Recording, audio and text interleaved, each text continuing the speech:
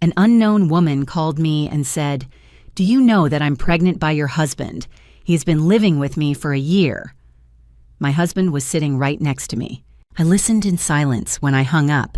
I did something that changed everything. Good day, dear listeners. It's Briella again. I'm glad you're here with me. Please like this video and listen to my story till the end and let me know which city you're listening from. That way I can see how far my story has traveled. I used to think I was one of the lucky ones. That sounds naive now. And maybe it was. But when you're inside a life that looks right from every angle, it's easy to stop questioning it. Daniel and I had been married for 9 years. We lived in a pale yellow house on Elmcrest Drive in a suburb of Columbus, Ohio, with a porch we refinished together the summer after our wedding and a kitchen that always smelled like coffee. We had a joint business, a small event planning company I'd built from scratch and he'd joined 4 years in. We had a routine. We had, I believed, a marriage. I was 36, he was 39. We didn't have children. That had been a quiet grief between us for years, something we'd stopped discussing the way you stop pressing on a bruise. Other than that, I thought we were fine. I thought fine was enough. Looking back, the first signal came 8 months before that phone call. I just didn't know how to read it yet. It was a Tuesday in October. Daniel came home 40 minutes later than usual, which wasn't remarkable on its own. He traveled for work sometimes, had client dinners, stayed late. But that night he was quieter than normal. Not tired quiet, careful quiet. He kissed me on the cheek in the kitchen, poured himself a glass of water, and went straight to the bedroom to change. He left his phone face down on the counter.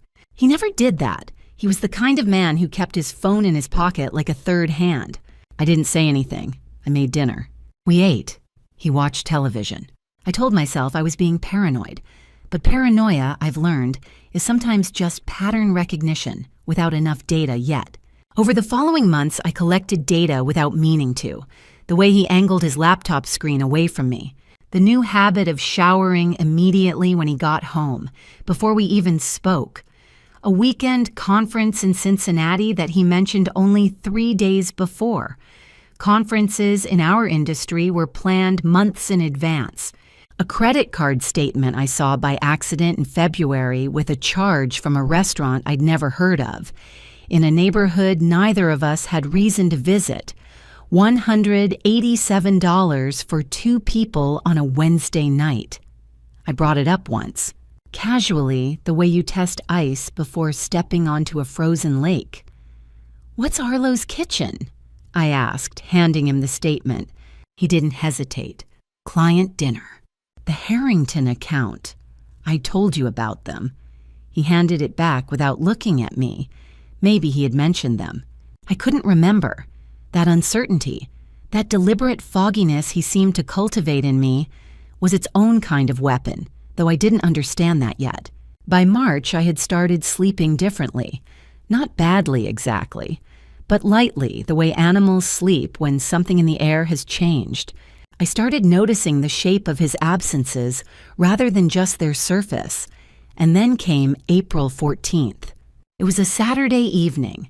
We were sitting in the living room after dinner.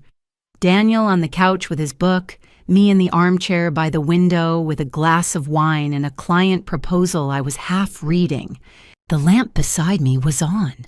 The room was warm. It looked, from the outside, like a perfectly ordinary married evening. My phone rang. Unknown number. I almost didn't answer. I nearly let it go to voicemail the way I did with most unknown calls. But something, I still can't explain what, made me pick up. "Hello?" The voice on the other end was young, controlled but only barely, like someone who had rehearsed this call many times and was now realizing the rehearsal hadn't been enough. "Is this Claire Mercer?" she asked. "Yes, who is this?" A pause.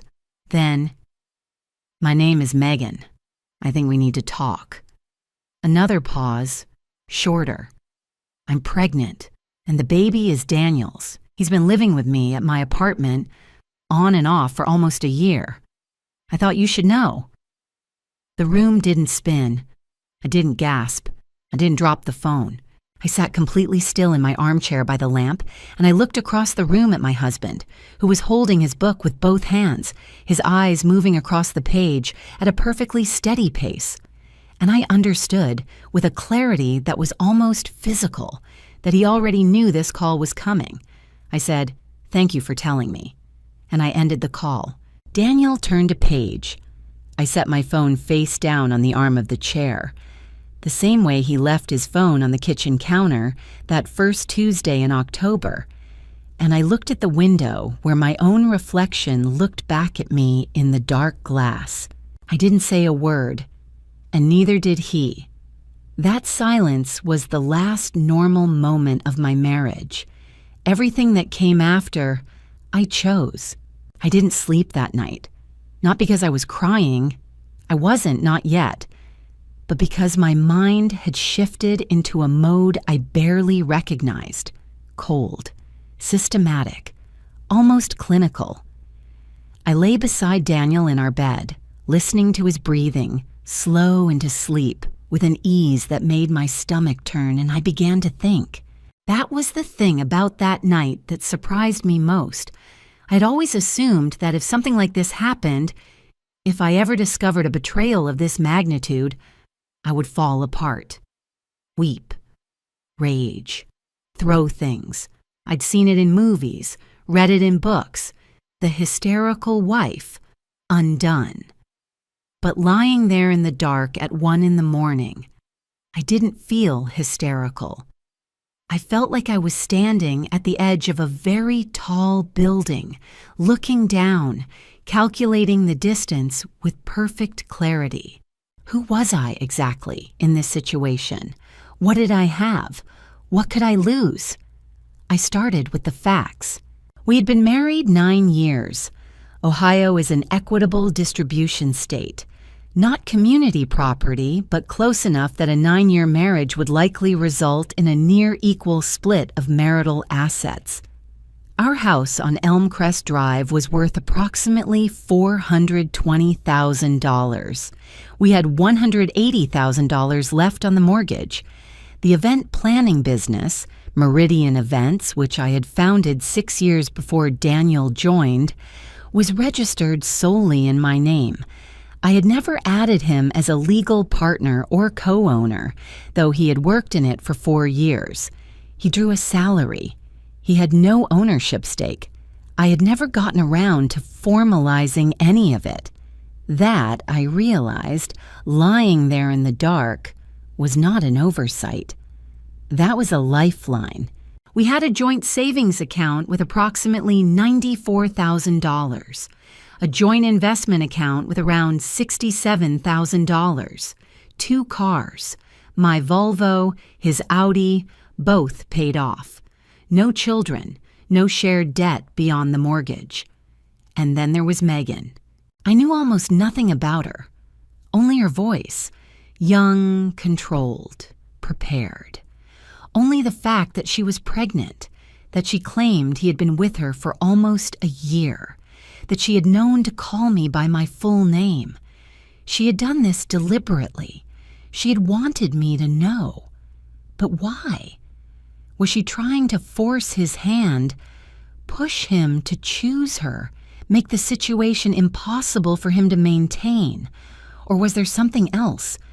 Was she, in some way I couldn't yet see, also a victim? I didn't know, and I couldn't afford to make assumptions. What I could afford to do was prepare. I got up at 4 a.m., careful not to wake Daniel. I went downstairs, made coffee, and sat at the kitchen table with a yellow legal pad. I made 3 columns: assets, evidence, actions. Under assets, I listed everything I'd calculated in bed. Under evidence, I wrote what I had. 1 phone call from a woman named Megan, no last name, claiming pregnancy and a year-long affair. A credit card receipt from February. A pattern of behavior over 8 months that I had witnessed but not documented. That wasn't enough. That was almost nothing. I had no texts, no photos, no emails. I had never looked through Daniel's phone, partly out of trust, partly out of a pride that now felt like stupidity. I had no proof of where he had spent his time. I had a feeling, a pattern, and one phone call. A feeling and a phone call would not protect me in a divorce proceeding. They would not give me leverage. They would not tell me who Megan was, how serious this was, or what Daniel planned to do next. He hadn't said a word to me after that call. He'd sat with his book, gone to bed, and slept. That told me something critical. He was not panicking, which meant he had a plan too. That thought settled into me like a stone dropping into still water. He had a plan, which meant I needed mine to be better. Under actions, I wrote 3 things. 1. Attorney. Monday morning, consultation only, tell no one. 2. Separate finances, carefully, slowly, without triggering alarm. 3. Find out who Megan is. I underlined the last one twice. I went back upstairs before 6, slid into bed, and lay there until Daniel's alarm went off at 7. He got up, showered, came downstairs. I was already dressed, already making eggs. He poured coffee. We spoke about ordinary things. A client meeting I had that week, whether we needed more dish soap. He looked at me the way he always had, steady, familiar, slightly distracted. He was performing normal. So was I, but I was performing it while knowing exactly what I was doing. I was not sure he could say the same.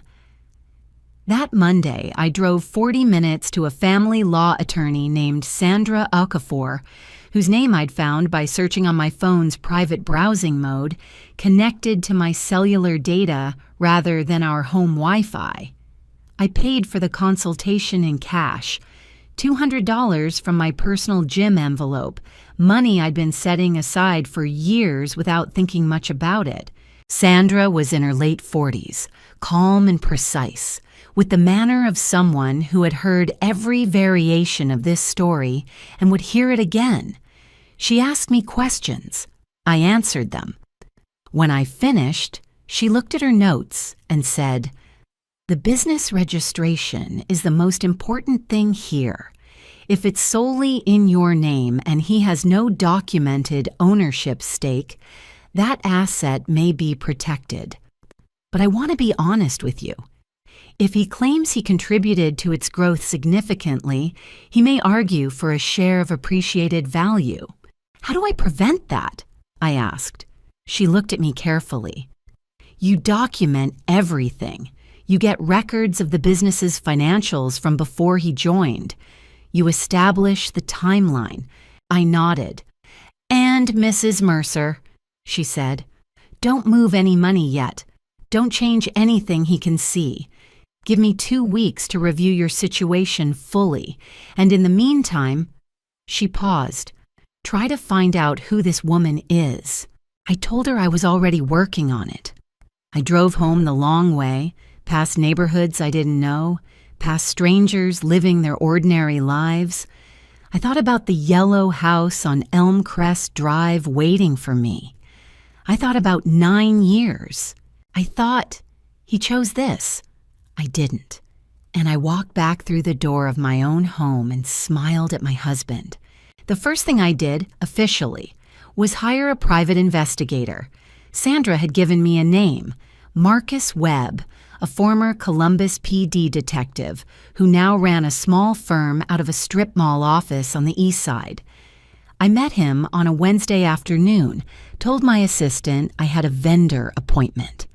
Marcus was 50-something, heavy-set, with the unhurried manner of someone who was never surprised by anything.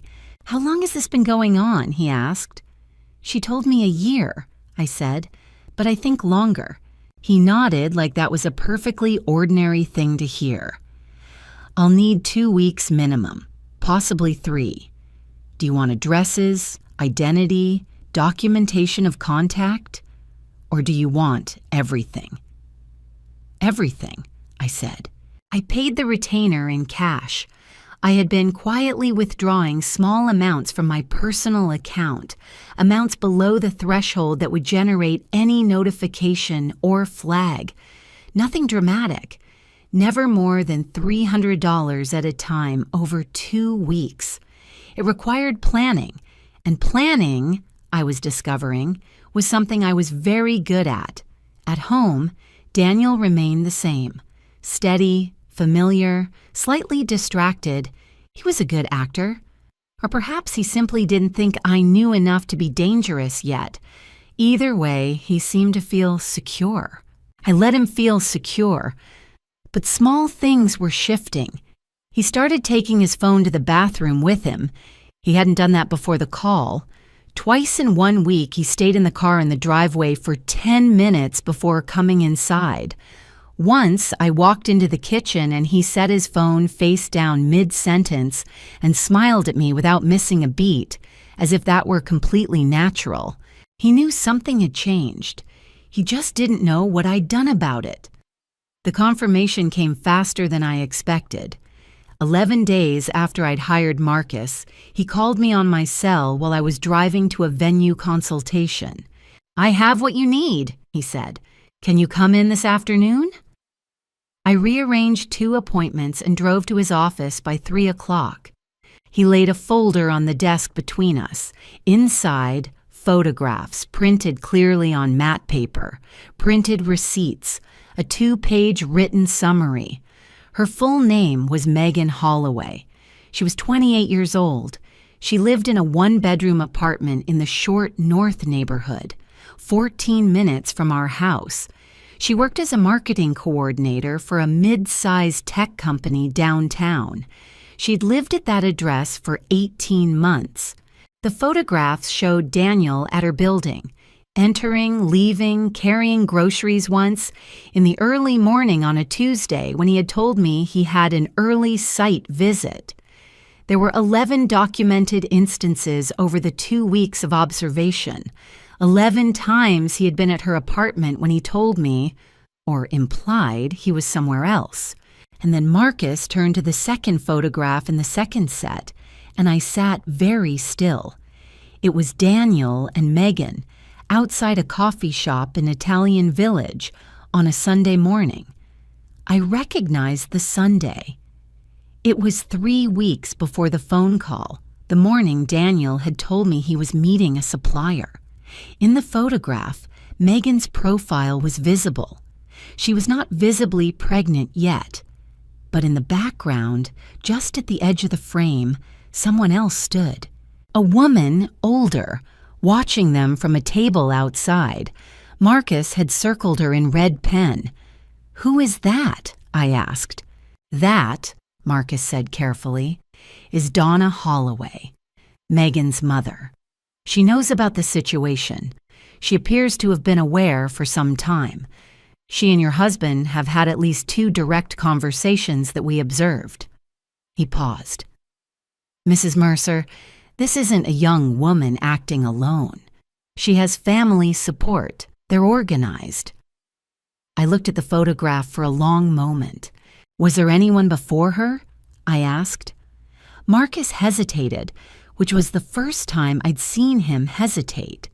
He turned one more page. "We found references in public social media, cross-referenced against your husband's travel records, to a woman in Pittsburgh, approximately 2 years ago. The contact appears to have ended, but it was documented on her end for about 7 months. 2 years ago, before Megan, before the careful phone placement and the late arrivals. This hadn't been a slip. This hadn't been loneliness or midlife confusion or one terrible mistake that grew out of control. This was a pattern. I asked Marcus to email me the encrypted file to my personal email address, one I'd created on my phone 3 weeks before, an address Daniel had never seen. I took the printed folder with me. I drove home without music, without the radio, in complete silence. When I walked in, Daniel was in the kitchen. He looked up and asked how the venue consultation went. "Great," I said. "Really promising space." I went upstairs, put the folder in the bottom of my winter coat box in the back of the closet, and came back down to make dinner. That night, I was completely calm. Not the brittle calm of someone suppressing panic, but the settled calm of someone who has finally seen the whole board and understands, at last, which pieces are hers. He had a pattern. He had a pregnant woman. He had a plan. And I had evidence. There was no going back now. Not for either of us. But only one of us knew that yet. I filed for divorce on a Thursday morning in May. Sandra had prepared everything over the preceding 3 weeks. The petition cited irreconcilable differences. Ohio doesn't require proof of fault to file, and Sandra had advised me that leading with the adultery evidence was a tactical decision best made later, not at the opening. "File quietly," she said. "Let him be served before he has time to move anything." Daniel was served at our office, at Meridian Events, where he worked as an employee of my company, on a Friday afternoon by a process server who arrived at 2:15 while I was at a client lunch across town. I was not there. I had planned not to be there. My assistant, Priya, called me at 2:22. "Claire," she said, her voice carefully neutral. "Daniel just left. He seemed, I'm not sure. He didn't say anything to me. He just took his jacket and left." "Okay," I said. "Thank you, Priya." I finished my lunch. I ordered dessert. I tipped 20%. By the time I drove back to the office, there were 4 missed calls from Daniel on my phone and 1 text. "We need to talk now," I texted back. "Please contact my attorney. Her information is in the paperwork." What followed was not quiet. That evening, Daniel came home.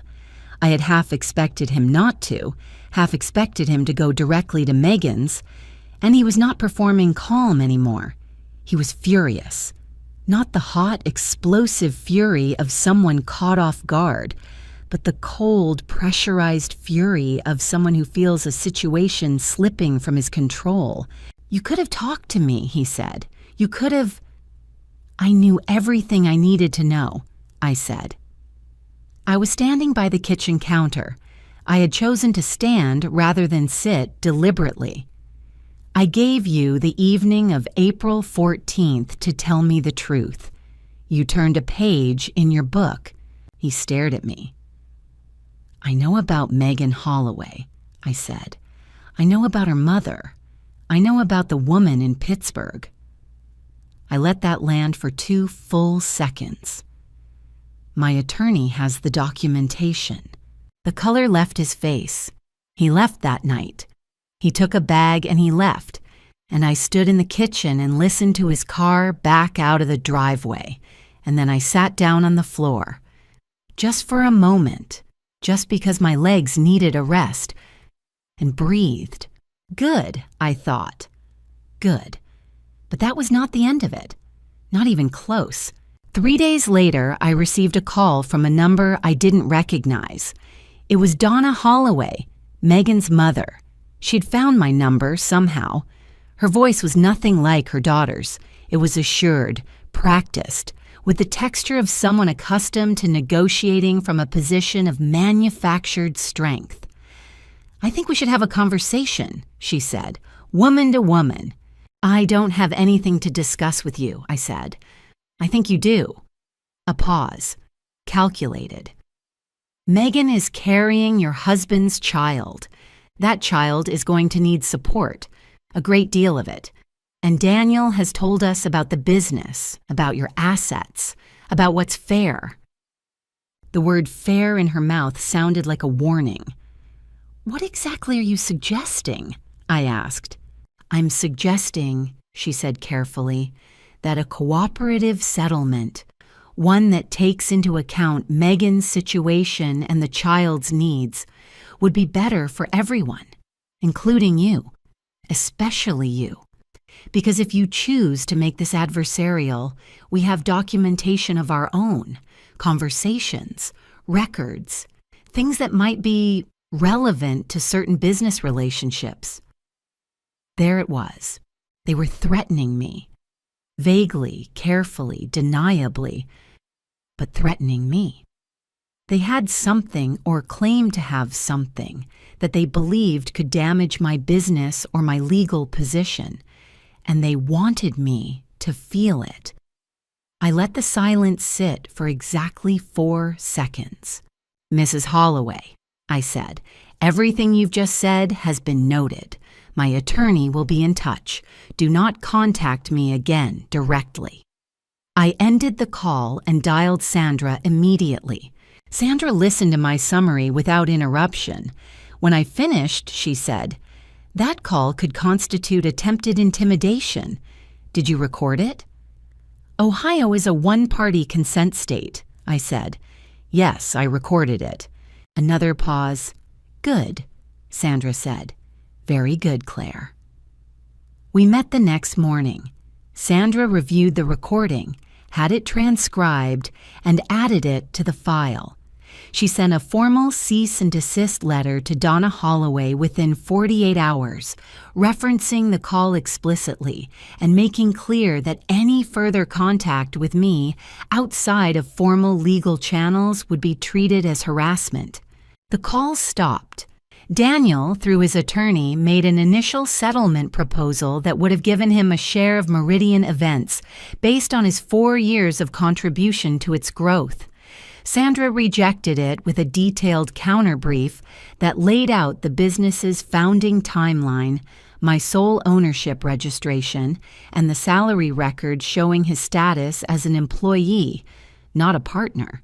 His attorney pushed back. Sandra pushed harder. By the end of that first month, I was exhausted in a way I hadn't expected. Not emotionally broken, but physically wrung out, the way you feel after carrying something heavy for a very long time. Sandra noticed it. "Take a few days," she said at the end of one of our meetings. "Nothing is moving in the next week. Take a breath." I drove to a small lake house my college friend Renata owned in rural Michigan. 3 hours north, no signal on the main road, nothing but pine trees and water and the sound of wind. I stayed 4 days. I slept deeply for the first time in weeks. I cooked simple meals. I sat on the dock in the evenings and watched the sun go down. I didn't think about Daniel. I didn't think about Megan or her mother. I thought about what I wanted my life to look like. And for the first time in months, perhaps longer, I could see it clearly. I came back from Michigan on a Sunday evening, and the house on Elm Crest Drive felt different. Not emptier. Daniel's presence had always been quieter than I'd realized, more absence than presence even when he was there. It felt, if anything, more mine, like a room rearranged to finally suit the person living in it. I'd been home 3 days when Daniel asked to meet, not through Sandra, not through his attorney, directly, by text. "Can we have coffee? Just to talk. No lawyers." I showed the message to Sandra. She advised me to decline. I thought about it for 24 hours and then agreed.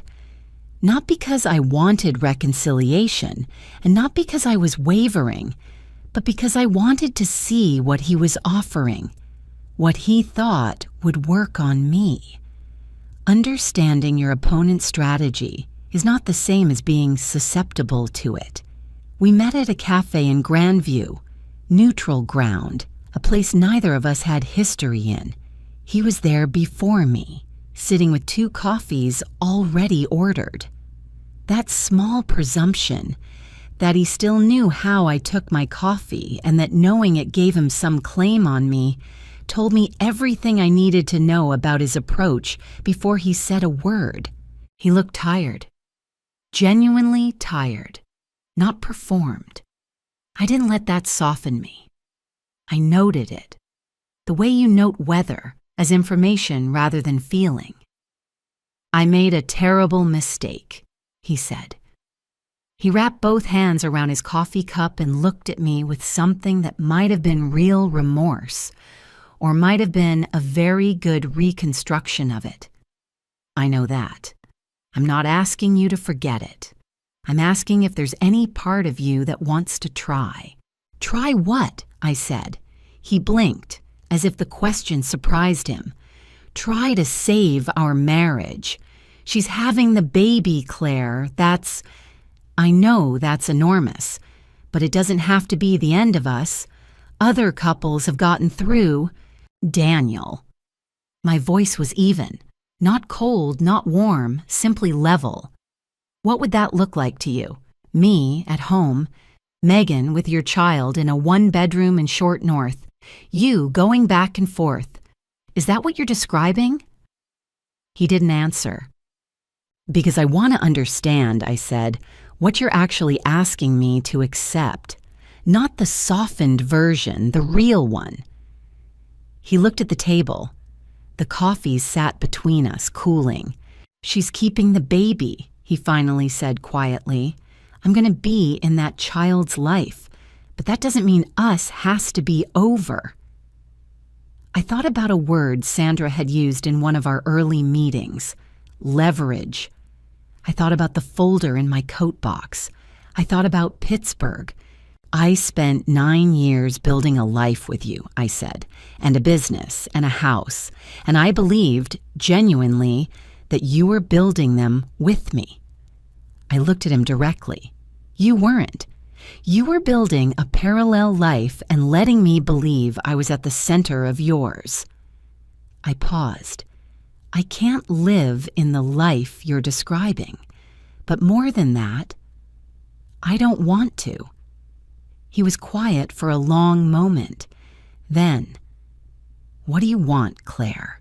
I want a fair settlement, I said. I want the house or its full equity value. I want Meridian Events to remain entirely mine without contest. I want this to be finished by fall. His expression shifted. Something tightened behind his eyes. This was not what he had come here for. He had come here to offer reconciliation as a way of forestalling the divorce, and I had walked past it without slowing down. That's not a conversation, he said. That's a list of demands. Yes, I said. I stood up, picked up my bag, and left my coffee untouched. Tell your attorney to call Sandra. Outside, the May air was warm and smelled like cut grass. I walked to my car and sat inside for a moment with the engine off. Was I afraid?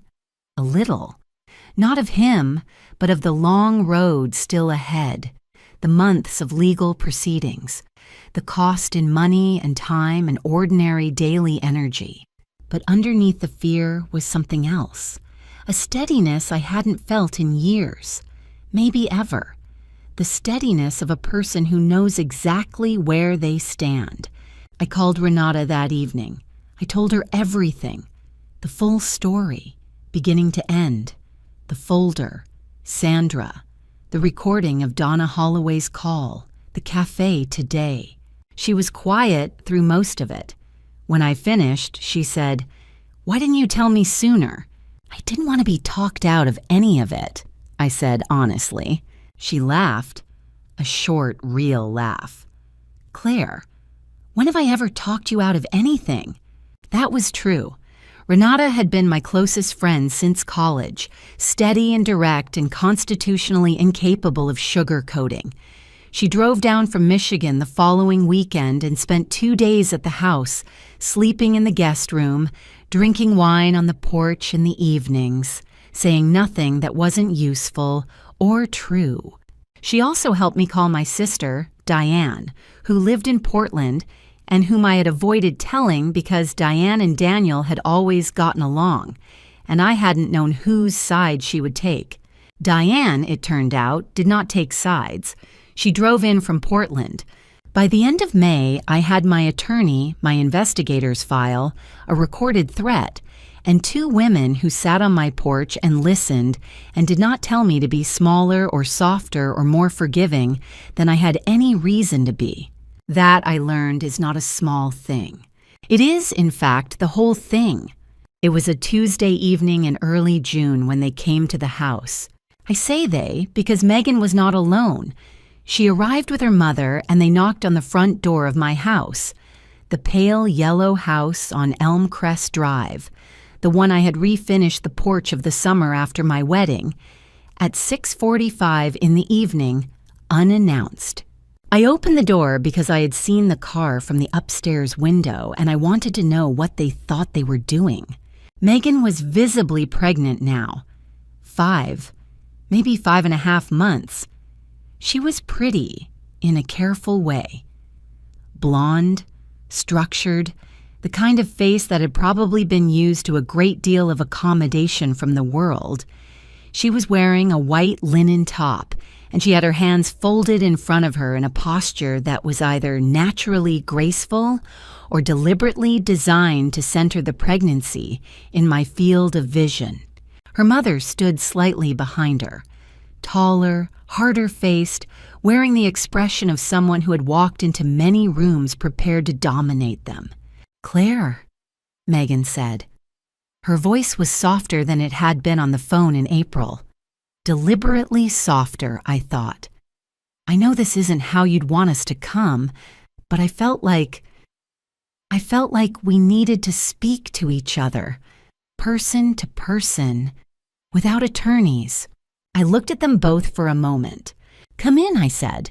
We sat in the living room, the same room where I had taken that phone call 6 weeks before. I sat in my armchair. They sat on the couch. The lamp was on. Megan looked around the room with an expression I couldn't entirely read, something between sorrow and curiosity, and something else that I cataloged quietly and filed away. "I don't hate you," Megan said. "I want you to know that. What happened? Daniel told me things were over between you two, that you'd been distant for years, that you'd both agreed you were just—" She looked for the word, going through the motions. I let her finish. "I know now that wasn't true," she said, "or not the whole truth, and I'm sorry for my part in that." It was a well-constructed apology. It acknowledged fault just enough while distributing it evenly, and it rested on the premise that I might feel moved by her sincerity to become more reasonable, to slow the legal process, to perhaps settle in a way that served her better. "I appreciate that," I said. My voice was even. "Is that what you came to say?" Donna leaned forward. The warmth in the room shifted. "We came," Donna said, "because we think the current trajectory is going to hurt everyone, including you. A long divorce proceeding means legal fees, public filings, time. We know Daniel's attorney is preparing a counterclaim regarding the business. A prolonged fight over Meridian events could take years and cost you both enormously." She paused, the pause of someone who has timed it to feel like concern. "We're asking you to consider a mediated settlement, something that protects the child's future, something that lets everyone move on." There it was, the same thread as before, softer this time, wrapped in linen and folded hands, and the word everyone. "A mediated settlement," I said. "That includes what exactly?" "Ongoing support," Donna said, "and an acknowledgement of Daniel's contribution to the business." "He was an employee," I said. "He drew a salary. There was never any ownership agreement." "There was never a formal one," Donna said. "But 4 years of contribution to a growing company. A judge might see that differently." I looked at her. I thought of Marcus Webb and his careful photographs. I thought of Sandra's counterbrief and Daniel's salary records going back 4 years. I thought of Donna's own voice on my recorded phone, delivered 14 days ago, and now sitting in Sandra's case file. "Mrs. Holloway," I said, "you sent me a cease and desist letter telling you not to contact me directly. You're in my home talking to me directly. I'm going to ask you both to leave." Megan's composure cracked, just briefly. A flicker of something. Frustration, maybe real emotion, maybe just miscalculation. Claire, we're trying to... I understand what you're trying to do, I said. I stood up. And I understand that you believe coming here in person, with Megan's pregnancy visible and her voice soft, would make me more likely to negotiate outside my attorney's guidance. I want you to know that it has had the opposite effect. Donna stood, her mask, the reasonable, woman-to-woman, we're all in this together mask, slipped. What was underneath it was harder and less patient. You're making a mistake, she said. Daniel has options. We have information. If this goes to court, everything comes out, including things about your business, your finances, your relationship, things that could be presented in ways you wouldn't prefer. I look forward to the court date, I said, and opened the front door. They left. I watched the car back out of my driveway, the same driveway Daniel had backed out of 3 weeks before, and I closed the door. Then I sat down on the hallway floor, just for a moment. My hands were trembling slightly, not visibly, but I could feel it, the fine vibration under the surface, the body's honest reaction to being threatened in your own home. I was afraid. I would be lying if I said I wasn't. Donna Holloway was not a stupid woman. She had said we have information with the confidence of someone who believed it. What did they have? What angle had I not yet seen? I sat with that fear for exactly 4 minutes. I counted. And then I thought, they came here. They needed to come here. That means they're afraid too. I picked up my phone and called Sandra. I told her about the visit, the conversation, the statements Donna had made. Sandra was quiet for a moment and then said, with a controlled satisfaction I hadn't heard from her before, they violated the cease and desist. In your home, with a witness, yourself, and a conversation you can document. Claire, they just handed us contempt proceedings. The fear in my hands stopped. It didn't disappear entirely. It became something else. Something I could use. A current running underneath my resolve, keeping me awake and careful and exact. I thought of that trembling and I thought, good. Stay afraid enough to stay sharp. The deposition was scheduled for a Wednesday morning in mid-July. It was not a courtroom. Depositions rarely are. It was a conference room on the 14th floor of a downtown Columbus office building with a long table, leather chairs, and windows overlooking the city. Sandra and I arrived early. I wore a gray blazer over a white shirt, and I had slept 8 hours the night before, which I mentioned because I had been planning to, deliberately, for 2 weeks. Daniel arrived with his attorney, a man named Greg Faust, who was competent and slightly overconfident, the kind of lawyer who confused aggression with strategy. Megan was not present. Her mother was not present. This deposition concerned the marital assets only, but what would come out of it would determine everything. Greg Faust's strategy, which became apparent within the first 20 minutes, was to establish that Daniel had functioned as a co-founder of Meridian Events in practice, regardless of what the paperwork said. He intended to argue that Daniel had brought clients, shaped strategy, and contributed to a company that had more than doubled in revenue during his 4 years of involvement. This was not wrong. Daniel had contributed. He was good at his job. I had never denied that. But contribution is not ownership, and the law is specific about documentation.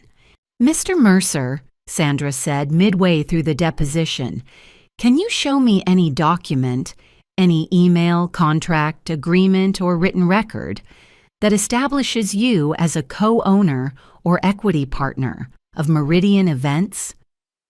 There was a mutual understanding, Daniel said. A document, Sandra said. Anything in writing. We operated like partners, he said. Everyone in the business knew Mr. Mercer. Sandra's voice was the temperature of still water. You drew a salary of $87,000 per year, correct? Yes, but... And that salary was documented in payroll records as that of an employee, not a partner, not an equity holder, an employee. Daniel looked at Greg Faust. Greg Faust looked at his notes. Sandra placed a document on the table, the original business registration, dated 6 years before, with my name and only my name. She placed the payroll records beside it. She placed Daniel's employment contract, a document he had signed in the first year, which I had found in my business files and which Sandra had examined with great attention. Beside that, the employment contract had a clause. I had not known about this clause when I first found it. Sandra had flagged it in our second meeting, and I had needed to sit quietly for a moment before responding to what she told me. The clause, in standard boilerplate that Daniel had signed without apparently reading carefully, stated that the employee acknowledged no equity interest in the business and waived any future claim to ownership based on length of service. "Mr. Mercer," Sandra said, "can you identify the signature on page 3 of this document?" He looked at it. "That's mine." "And can you read aloud the highlighted section?" He read it. His voice was even, but his jaw was tight. Greg Faust called for a 5-minute recess. They stepped into the hallway. Sandra and I sat in the conference room. "He didn't know about that clause," I said quietly. "No," Sandra agreed. "People often don't read what they sign." She straightened her pen.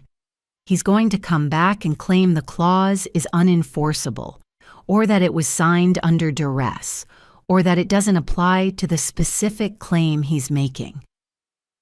"Is any of that true?" "None of it," she said. "Not in any way that will hold in court." They came back.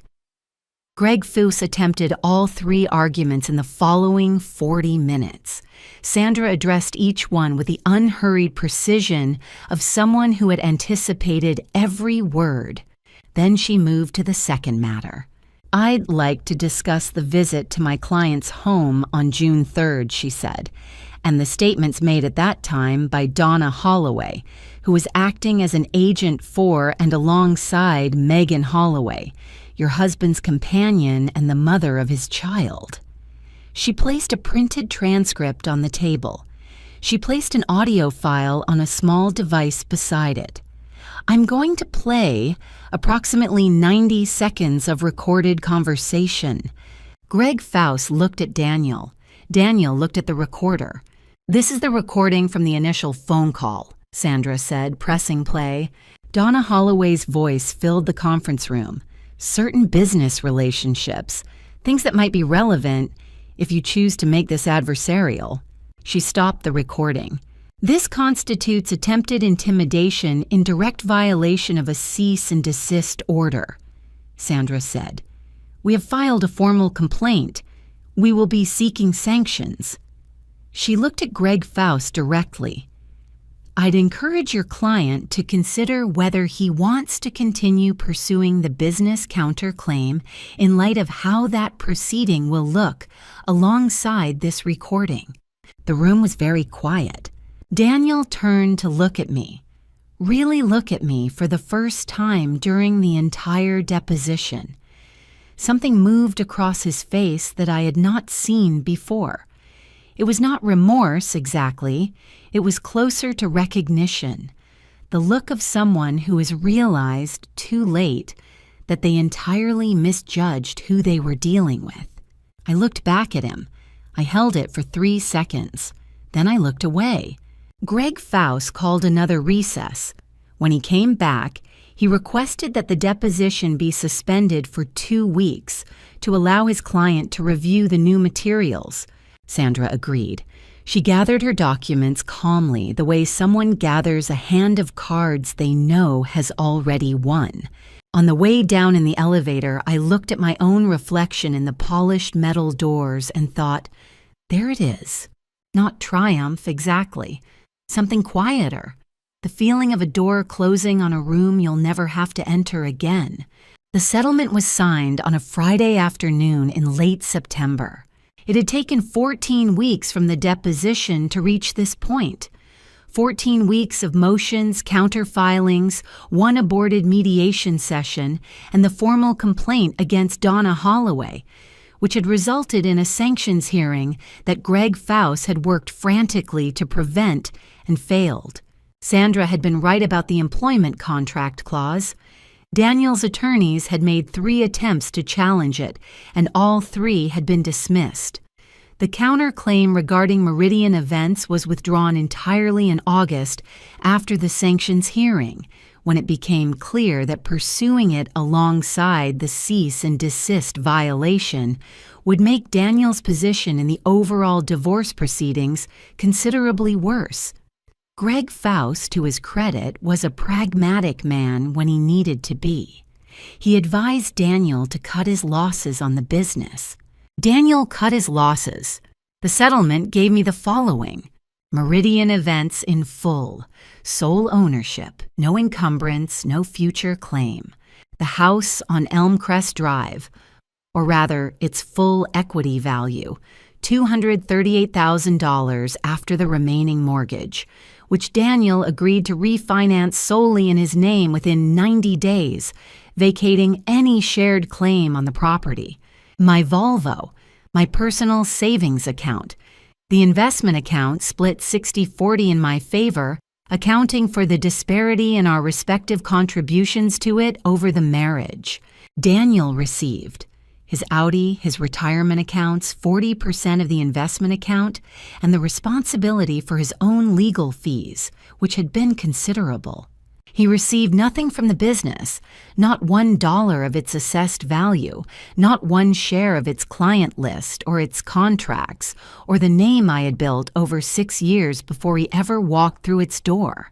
Sandra called me when the signed documents arrived at her office. "It's done," she said. I was at the office, at Meridian Events, where I was reviewing proposals for a corporate retreat in November. Priya was at her desk across the room. "Thank you," I said, "for everything." "You did the work," Sandra said. "I just made sure the paperwork reflected it." I ended the call. I sat for a moment. Priya looked up. "Good news?" she asked. "Yes," I said. "Very good news." I didn't elaborate, and Priya, who was discreet and had been with me long enough to understand when not to ask, nodded and went back to her screen. I sent Sandra a handwritten thank you card. I sent Marcus Webb a bottle of whiskey, because Marcus Webb had given me information that had changed everything, and he deserved something real for it. And then, on the Saturday after the settlement was signed, I drove to Elmcrest Drive. I parked in the driveway. I sat in the car and I looked at the pale yellow house.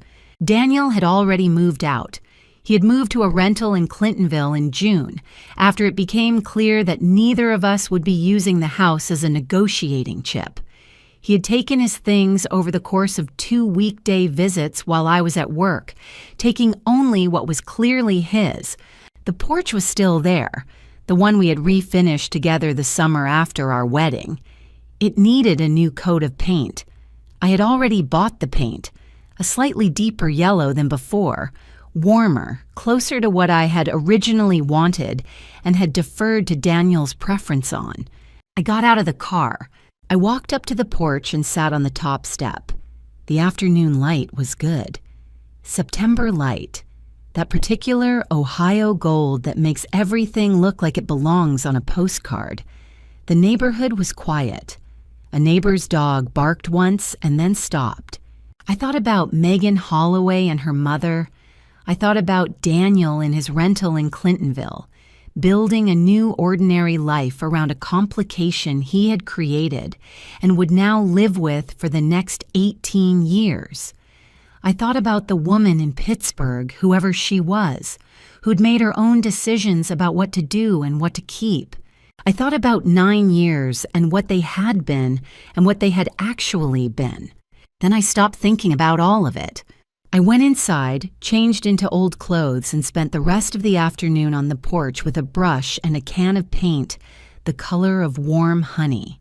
This is mine, I thought, drawing the brush along the wood. This has always been mine. I painted until the light was gone. A year later, I was standing in a hotel ballroom in Nashville, watching 400 people eat the dinner my company had planned, and I was smiling, not because I had to, but because I couldn't quite help it.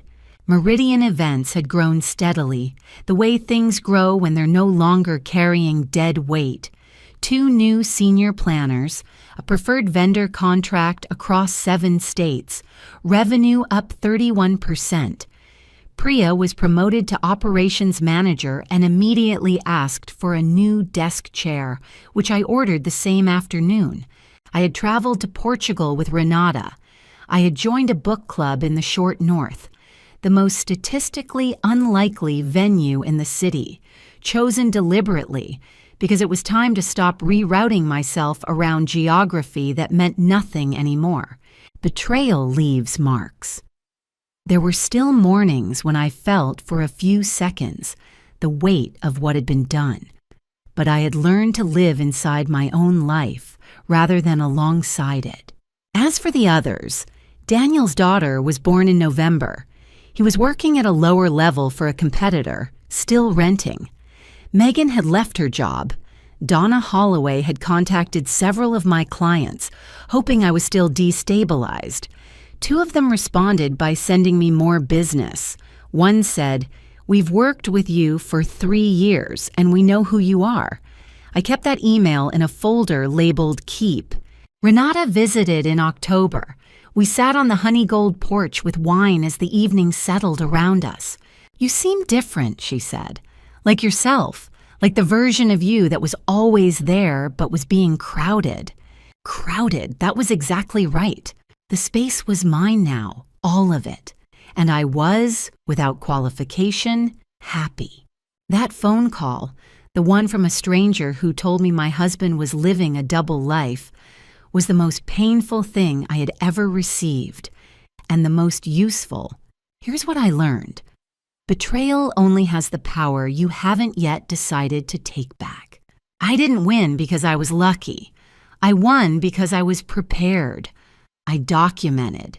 I stayed quiet when noise would have cost me. I chose strategy over grief, not instead of grief, but before it. What would you have done? If this story meant something to you, leave a comment, share it with someone who needs to hear it, and thank you, truly, for listening to the end.